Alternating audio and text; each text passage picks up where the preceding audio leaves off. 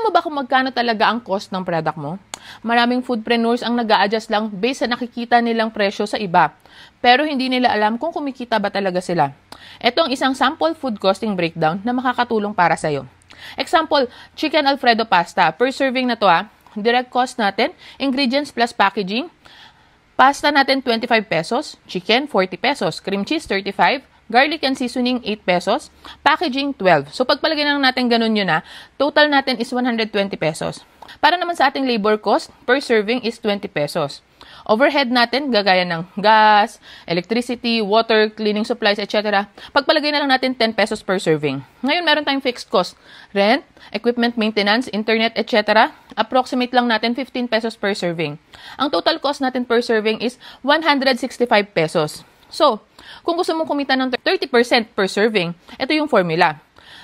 Selling price equals total cost plus total cost multiplied by 30%.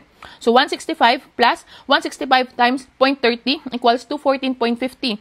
So, SRP natin mga 215 to 220 per serving. Pero paano kung mali ang costing mo at 180 lang ang nabenta mo? Lugi ka na pala ng 35 per serving. So, ito yung common mistakes ng foodpreneurs. Kaya hindi mo dapat hinuhulaan ang presyo mo. Dapat sigurado ka na may kita bawat benta. Kung gusto mong matutunan ang tamang formula ng food costing, pricing, strategies, at paano may iwasan ang pagkalugi, sumali sa Food Costing Masterclass Batch 6 sa March 14 na yan, 10 a.m. to 5 p.m. live via Zoom, and meron ka ring online access. So, i-click mo lang yung link sa baba or i-message ako para makakuha ka ng link at makasecure ng slot.